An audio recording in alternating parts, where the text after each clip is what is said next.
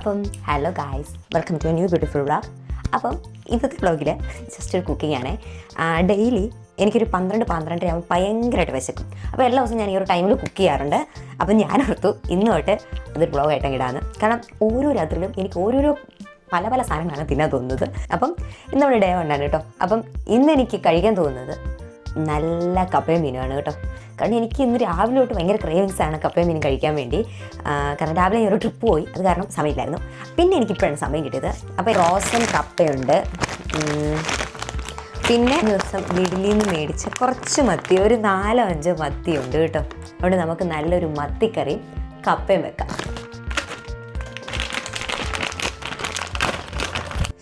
ഇപ്പോൾ എടുത്തുകൊണ്ട് ഇത് നല്ല ഫ്രോസൺ ആയിട്ടാട്ടോ ഇരിക്കുന്നത്. അപ്പം നമുക്ക് ഇതിനെ ഒന്ന് ഇച്ചിരി നേരം ചൂടുള്ള കുറച്ച് വെള്ളം ഒഴിച്ച് ഇതിൻ്റെ ഐസ് ഒന്ന് മാറ്റിയെടുത്ത് നോക്കി ഇവനെ ഒന്ന് ഇങ്ങനെ. ഇനി ഇതിൻ്റെ അകത്തോട്ട് കുറച്ച് ഉപ്പും പിന്നെ കുറച്ചും ഒരു 2 വിസിലടുപ്പിക്കാം. ഈ ടൈമിൽ 2 പരിപാടി ചെയ്യേണ്ട. ഒന്ന്, നമ്മൾ ഇതിനുള്ള തേങ്ങ ഒതുക്കി എടുക്കണം. പിന്നെ നമ്മുടെ ഫിഷ് ഒന്ന് ക്ലീൻ ചെയ്ത് തരാം. മത്തിയോട് എനിക്ക് താല്പര്യമില്ല, പക്ഷേ ഇപ്പം മറ്റേ ഗതി കിട്ടാപ്പലി പുല്ലും തിന്നുമെന്ന അവസ്ഥയായതുകൊണ്ട് ഇതെല്ലാം എനിക്കിഷ്ടമാണ്.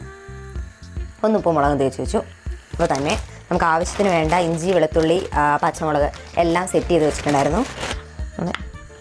ഇഞ്ചിയെ കുനുകുന അരിയുക. ഇഞ്ചിയും പച്ചമുളകൊക്കെ അരിഞ്ഞു.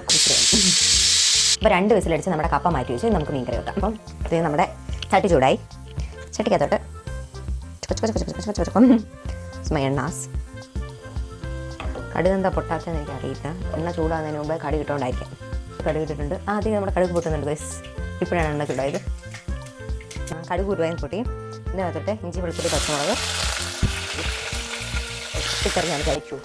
നമ്മൾ ആദ്യം ഇടേണ്ട സാധനം കറിവേപ്പില മറന്നു മിക്സ് കൊടുത്ത ഇഞ്ചി, വെളുത്തുള്ളി എല്ലാം ഒന്ന് വഴന്ന് വന്നു. അപ്പം അതിൻ്റെ അകത്ത് നമുക്ക് തക്കാളിക്കാനില്ല ടൊമാറ്റോസ്, കുറച്ച് ടൊമാറ്റോസ് വരികയും നമുക്ക് തിളക്കാൻ വെയിറ്റ് ചെയ്യും. ഇതേ നമ്മുടെ കപ്പ നല്ല റെഡിയായി കേട്ടോ, നല്ല വെന്തു. ഇവിടെ കറി നന്നായിട്ട് തിളച്ച് കേട്ടോ. അപ്പോൾ നമുക്ക് നമ്മുടെ മീൻ ഇട്ട് കൊടുക്കാം.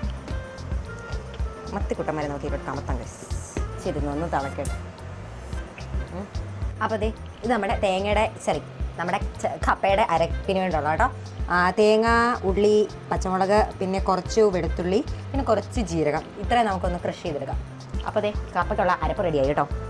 അതുപോലെ നമ്മുടെ മീൻകറി എന്തായി നോക്കട്ടെ. വാ, നമ്മുടെ മീൻകറി നന്നായിട്ട് തിളച്ചു. ഇത് നമ്മുടെ കപ്പ നല്ല സെറ്റായി കേട്ടോ. നമ്മുടെ അരപ്പിടയില്ല. അപ്പം ഗൈസ്, ദേ നമ്മുടെ ഇന്നത്തെ വ്ളോഗിൻ്റെ സ്പെഷ്യലായ മുളകിട്ട മീൻകറിയും കപ്പയും റെഡി ആയിട്ടിരിക്കുന്നു. അപ്പം നമുക്ക് ഒരു 10 മിനിറ്റ് കഴിഞ്ഞിട്ട് കഴിക്കാം.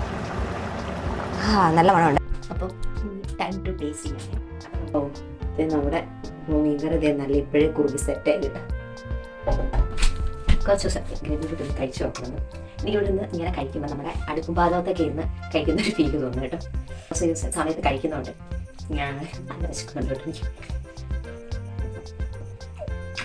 ഇപ്പം നല്ല എരിവുണ്ട് കേട്ടോ കറിക്ക്. അതുകൊണ്ട് തൈര് വെച്ചുകൊണ്ട് നമുക്ക് ബാലൻസ് ചെയ്തു. അപ്പം ഇന്നത്തെ നമ്മുടെ കപ്പത്തീറ്റ വ്ളോഗ് കഴിഞ്ഞിരുന്നു.